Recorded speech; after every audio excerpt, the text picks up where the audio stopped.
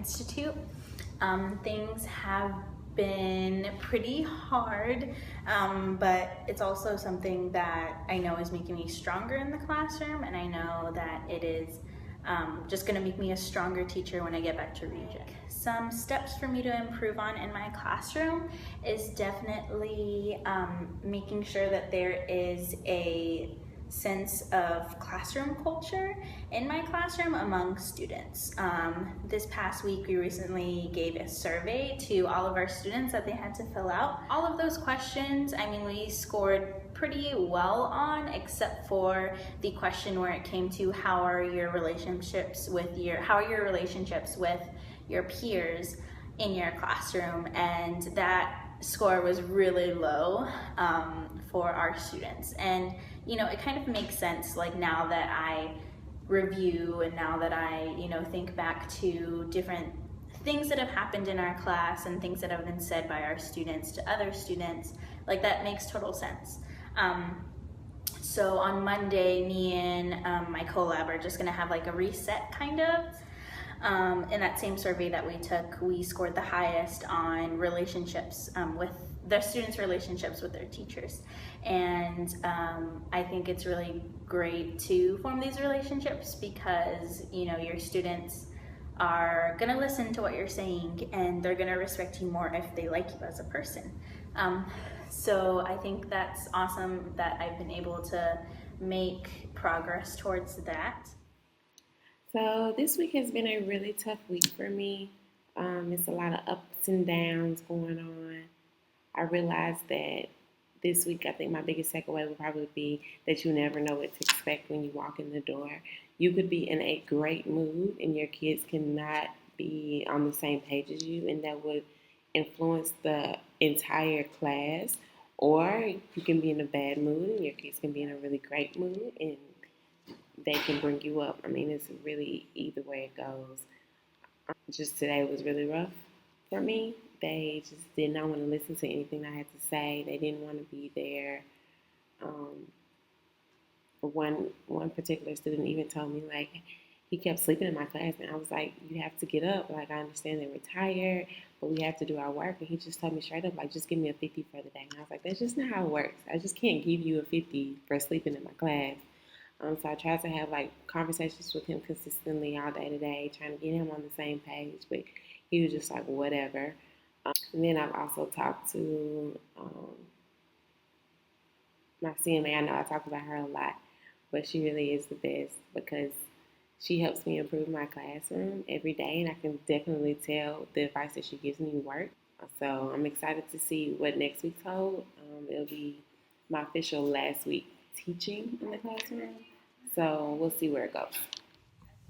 All right, so this has been my first full week of teaching so far.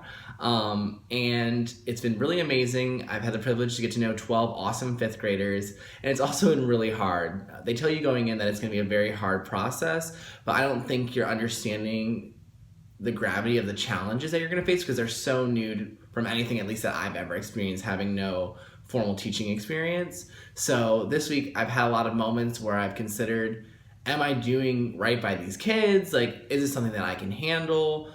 Like, it requires a lot of time, a lot of dedication, and there were definitely moments where I left the classroom and didn't feel that I did my best job, and that was very disappointing to myself, that I didn't perform the best that I felt I needed to for the kids.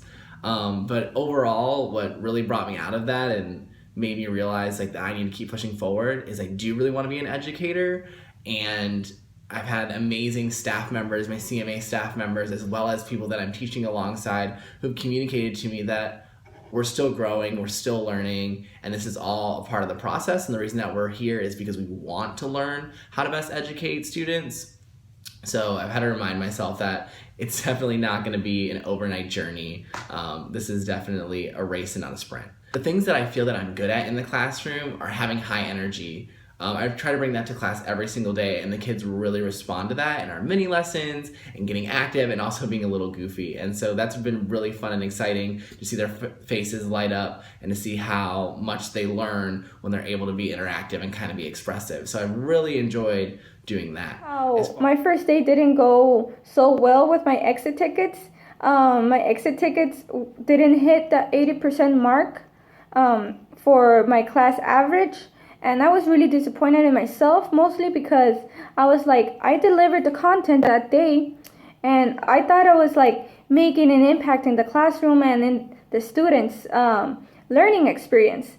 As a result, when I saw those grades, I was like, oh my God, did I really make that impact that I thought I did? They wanted for us to be more open with the students and build that teacher-student relationship where the students get to the point of being comfortable around you and able to be themselves and express themselves. And I thought about it as I went walking back to the classroom, and as I started teaching, I was reflecting on that, and I was like, they're right, I need to make this change. And in order to make that change, I need to put myself out there more, be more vulnerable, and that's what I did. It really helped the students for me to put myself out there and for them to get to know me, because they were able to be more comfortable and in expressing themselves. Overall, I have learned that being in a classroom takes a lot of patience and understanding. Just being present is not enough. You have to be fully engaged.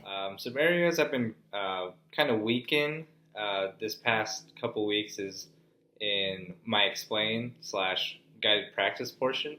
I give them fill in the blank notes, but then I don't really show them how to do it in a guided practice. I just kind of send them off to do it, and that doesn't really lead them towards success. So that's an area I've been working on, and as I've been getting better at it, the students' test scores have gone up.